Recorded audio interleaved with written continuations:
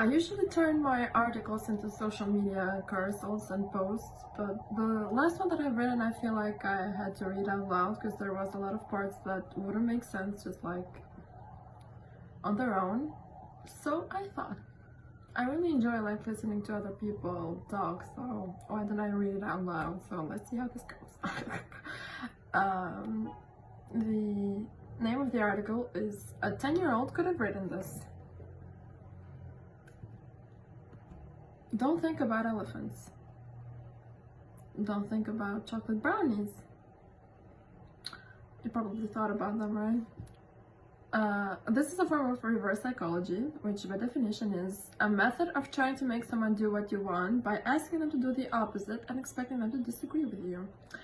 I added a New Yorker cartoon where the pharmacist is telling the person that's there, like, I shouldn't tell you this, but we offer the flu shot. And it says right there at the top, reverse pharmacology. So good, right? So it's common in therapy with challenging clients who might struggle with the therapeutical power dynamic. Some clients might find it easier to do the opposite of what their therapist suggests. That's reverse psychology. So unknowingly, this is what I did last week. Let me explain. This is where I go on a tangent about social media and whether I'm a private or a public person.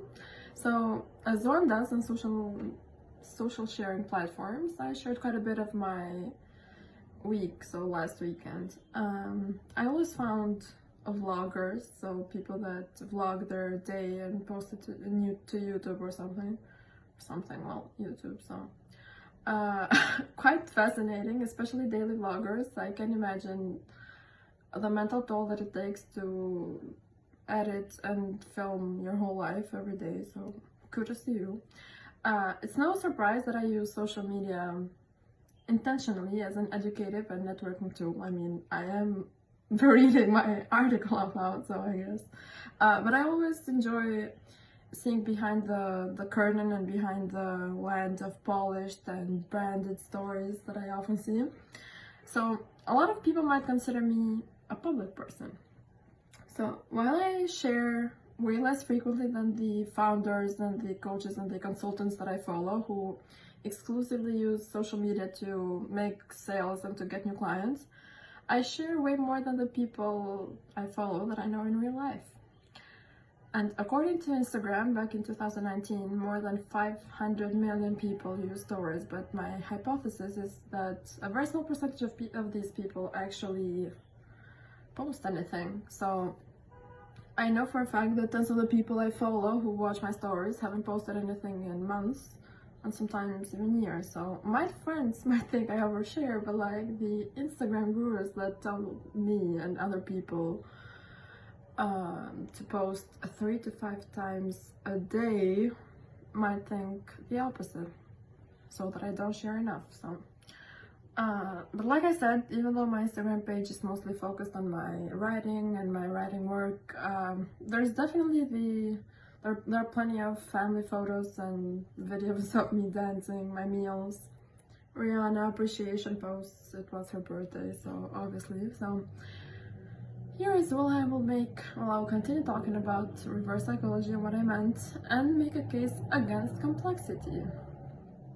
So if you're not, well, you're watching this, so, but I mean, if you haven't watched the day that I'm referring to, you can watch it in my highlights. It's the day in the life, I think. And I shared like everything, my meditation, my journaling, my meals, anyway.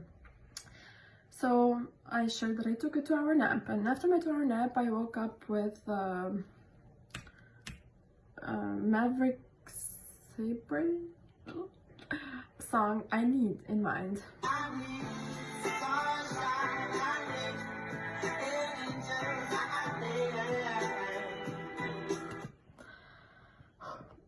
So I threw a solo dance party, and then I put myself some iced coffee and got to writing. So I finished by 11 p.m. and shared a short video preview of the of the finished article. So all I had to do before hitting publish was find the featured image, unsplash house with that, love you Unsplash, come up with a title, and well, I find the photos, but like the photos are from Unsplash. It's not like Unsplash finds them for me, like anyway. So come up with a title, the image, and also make the headings more sophisticated. And at the video that I shared, I wrote there a little tiny note, but that was very noticeable, that I said, don't pause it. I was that ashamed of the headings, which were more of a brain dump, a way to note my thoughts down quickly, rather than a byproduct of a thoughtful choice of words. So not even a few minutes later, as I was thinking of the title that I would choose, I realized the number one thing, that's 11, I don't want my writing to be, which is pretentious. So when you tell someone, don't think of an elephant, that's what comes to mind, reverse psychology, right? So even though I told people not to pause the video, I paused it myself, which is what matters more, right? What we think of ourselves. I told others don't pause it, so they wouldn't look at a 10-year-old could have written these headlines. And that's the message that I sent myself too. So I was consciously telling others and subconsciously telling myself that without a lot of editing, my writing isn't worth seeing, and it's definitely not great. But the writing was fine. It was simple, and I wasn't using 10 words when 5 could suffice. Editing is like, I tried to explain this, but it's hard. Like, you know when you hug someone that really cares about you and you really care about them, the hug lasts like a few extra seconds than it does with someone you just hug. Although I guess we're not hugging people, but whatever. I mean, post-corona, so. Editing is like the sweet chocolate glaze on an already decadent cake. And I added a comment. There's this page, NYTimes cooking comments, where they post like the most fascinating comments about cooking. And this one was on an orange marmalade cake. Look at the comment. I mean, I mentioned glaze, but this is the bomb, literally. Mary commented on this recipe. I have made this cake many times, always to rave reviews. Recently, I made it to take to my mother's 91st birthday party. It was in my carry-on bag as I went through security. The cake received extra scrutiny from the TSA as the marmalade glaze appeared brown in their scanning machine, a telltale sign of an explosive. There was not any explosive residue on the plastic bag it was packed in, and together we were allowed to continue on our journey. Just sharing in case you have the same plan. I mean, so, well, all first drafts are shitty, and yes, editing is wonderful. I want to edit for clarity, not vanity. So instantly I remember this quote that I found a few weeks back and has been in the back of my mind for quite a while now, or since then, which is, it's from William Howard Taft, and it says, don't write so that you can be understood. Write so that you can't be misunderstood. I mean, so not only I chose to keep the headings, the not sophisticated headings that I told people not to look at, but I turned them into something I named the 3 lots framework. So in the article that I shared last week, I suggested that a job or a client, if you're self-employed, that you're working with is worth working for if at least one of the following is true. You're learning a lot, you're getting paid a lot, or you're helping a lot of people. I added some examples, shared some stories, and formed sentences that would probably get the full 100 on the flash reading e-score, which is the readability e-score. And I would get the full 100, which is very easy to read, easily understood by an average 11-year-old student. There's a way to look at those. I can tell you if you're into that sort of thing, how to check that out. And even though like it would take the whole 100 on the flash reading e-score, people loved it.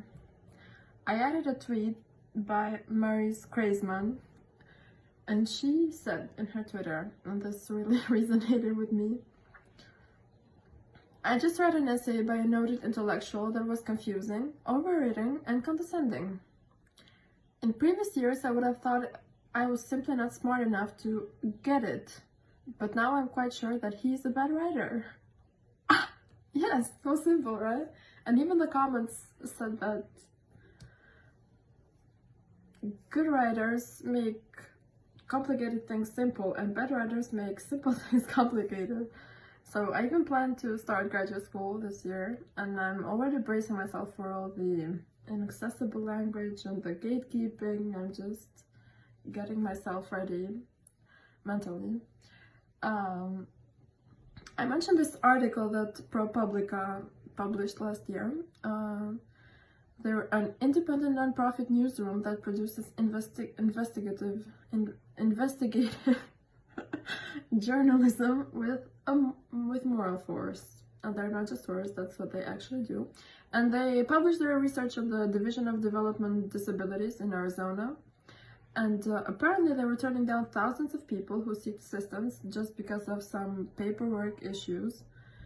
And besides the article that they wrote about this investigation and the research on it, they made another version of it. So Rebecca Monteleone, a teacher at the University of Toledo in Ohio, rewrote the story in plain language. And the way that they explain it is that they said, we made the story in plain language because we want people with development disabilities to be able to read it.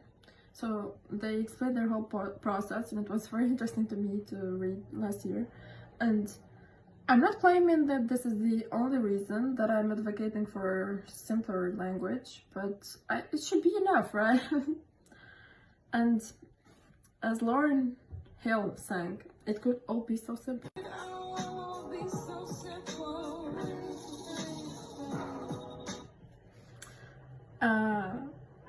In every aspect of my life, I advocate for minimalism and simplicity and, how do I put it, an abundant mindfulness of sorts. So, yeah, abundant mindfulness. But I'm still trying to cut ties forever with the echo telling me to use elaborate words and labyrinth-like concepts when simple ones will do. We already complicate so much in our lives, and I promised in the article, and I'm promising you right now, to keep the space one where things that don't have to be complicated aren't. Thank you for listening and for reading. If you read it already and now you're listening to me, wow, what an honor. Thank you. So yeah, that was the story. And I would like to hear from you. Is there an aspect of your life that you're overcomplicating when it could all be so simple? What is one simple action that you can take to simplify? I'd love to know. Thanks for being here. Let me know if you want more of those. I usually listen to these from other people as I'm getting ready, so I thought it might be interesting to make one of my own. It's sunny out, so what's better than that? I hope my voice doesn't sound weird, and I hope that you're not distracted by the fact that I have to look at my computer. Hopefully not. I paused there because I heard of this. I saw this tweet that like people with Macs always refer to them as Macs and never like laptops or computers. And someone was like, I spend all that money on my computer, I'm not gonna call it a computer, I'm gonna call it a Mac. So yeah. See ya.